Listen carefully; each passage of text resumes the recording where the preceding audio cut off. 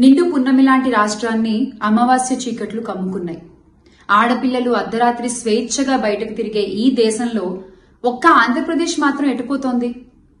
ఓట్ల కోసం గ్యారంటీలతో ప్రజల్ని బురుడి కొట్టించి అధికారంలోకి వచ్చిన ఈ కూటమి పాలనలో పసిబిడ్డలు సైతం జంకుతున్నారు. పొద్దుకు 10 సార్లు పొంగనాలు కొట్టే పోసెట్టి పుంగనూరు ఘటనపై ఏమంటావు చెప్పు? అన్నయ్య అన్నావంటే ఎదురవనా అంటూ ప్రచారాల సమయంలో సినిమా డైలాగులు కొట్టి అధికారంలోకి వచ్చిన ఇప్పటి నాయకులు జరుగుతున్న అఘాయిత్యాలపై, అత్యాచారాలపై నోరు మెదపరేం సామి? రామరాజ్యాన్ని రావణ కాష్టంగా మార్చినటువంటి ఈ కూటమి పాలనలో ఆడపిల్లలకి రక్షణ లేకపోవడం అనేది సిగ్గుచేటు. మాకు మా ఆడపిల్లల మాన ప్రాణాలే ముఖ్యం. బాబుగారు, మీ సొంత జిల్లాలో ఇంత జరిగితే, ఇంత ఘోరం జరిగితే, ఇంత అఘాయిత్యం జరిగితే మీకేం అనిపించట్లేదా అండి? బాబొస్తే అదొస్తుంది, బాబొస్తే ఇదొస్తుంది, ఇవన్నీ దేవుడెరుగు. ప్రాణాలు పోతున్నాయి సార్ మీరు వచ్చాక. అన్నయ్య అంటే ఎదురవున అన్న వ్యక్తి ఈ రోజున ఏమైపోయాడు? ఆడపిల్లల మాన ప్రాణాలు పోతున్నాయి, అదృశ్యమైపోతున్నాయి, పవన్ కళ్యాణ్ రియాక్ట్ కాలేకపోతున్నారని చెప్పేసి శ్యామల మాట్లాడుతుంది. మీరేమంటారు ఆ శ్యామల గారి కామెంట్స్ని? యాంకర్ శ్యామలకి ఈరోజే పాపం నిద్రలేసినట్టుంది. అంటే మన ఎలక్షన్ తర్వాత వీళ్ళందరూ కూడా అస్సాం వెళ్ళిపోయారు. ఇప్పుడు వీళ్ళందరూ ఏంటంటే అస్సాం నుంచి బయటకు వచ్చి ఒక్కొక్కరు కలుగులో ఎలకల్లాగా వచ్చి అన్నయ్య అంటే ఏమైపోతావు అని ఇప్పుడు ఈమె చెప్పాలా? మరి వైసీపీ ప్రభుత్వం 5 సంవత్సరాల పరిపాలనలో ఈమె ఎక్కడుంది? ఆడపిల్లల మీద అన్ని ఘోరాలు, అన్ని దారుణాలు జరిగితే శ్యామల మేకప్ కొట్టుకొని యాంకరింగ్ చేస్తుంది. మరి ఈరోజు అబ్బో ఎంత ప్రేమ కలిగేసిందో ప్రతి ఒక్కటి ఈ కూటమి ప్రభుత్వంకి తెలుసు.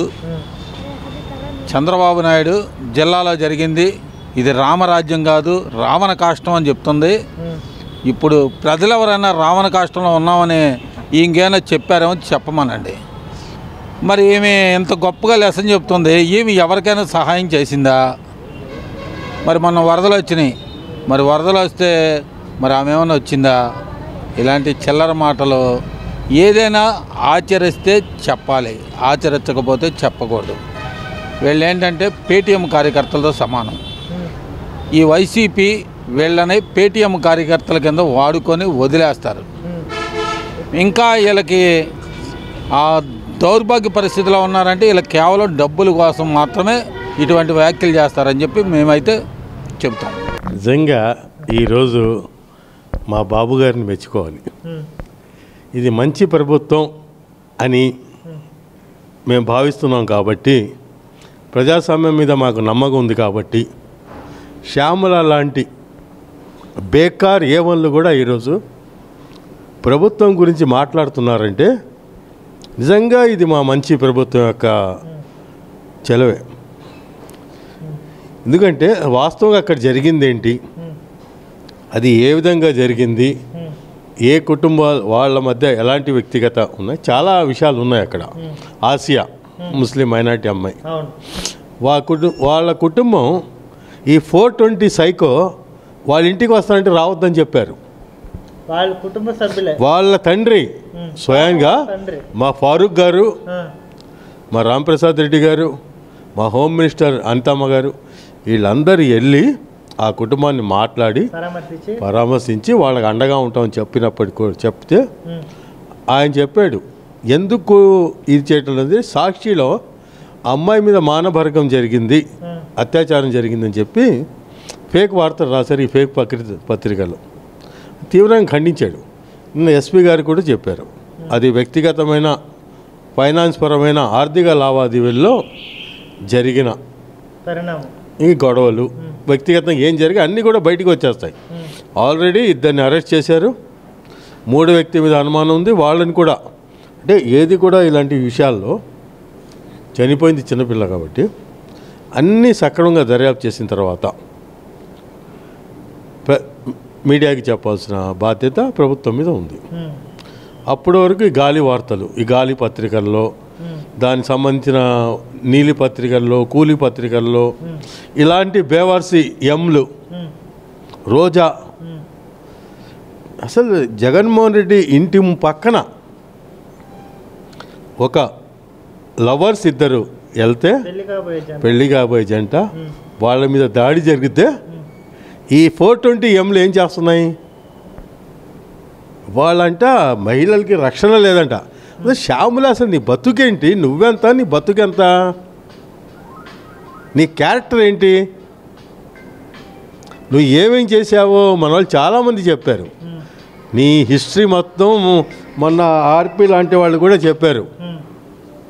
మేము నీ కుటుంబం నీ అంటే వ్యక్తిగత విషయాల్లో మాట్లాడటం మొదలెడితే వీళ్ళెవ్వరు కూడా రోడ్డు మీద తిరగలేరు.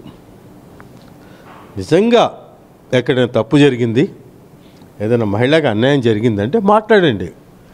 దానికి అందరూ కూడా ఒప్పుకుంటారు, అభినందిస్తారు. కానీ అసలు నేను మాట్లాడే మాట ఏంటి అబద్ధాలు చెప్పి అధికారంలో వచ్చామా?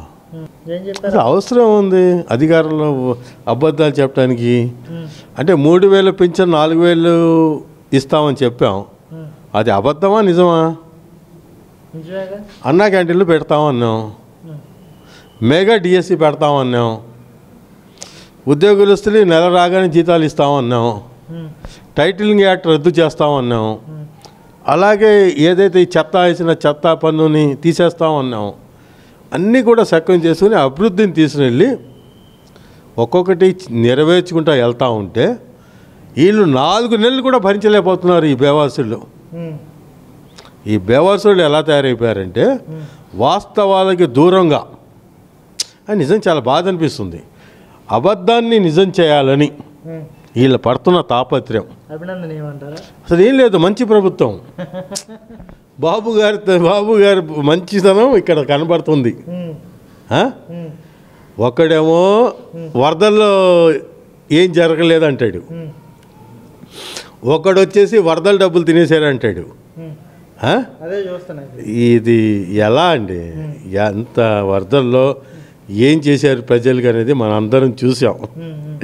చూసిన తర్వాత కూడా ఈరోజు ఇలాంటి ఫేక్ పార్టీ ఫేక్ గాళ్ళ ప్రచారానికి ఎవరు హర్షించరు, అభినందించరు. వ్యక్తిగతంగా దూషణలకు వెళ్ళకూడదు, కానీ పూర్తిగా రాజకీయ పరిజ్ఞానం లేనటువంటి వ్యక్తులను కూడా రాజకీయాల్లోకి వచ్చేసి వాళ్ళు మాట్లాడే మాటలను కూడా మనం చూస్తూ ఉంటే హాస్యాస్పదంగా ఉంది.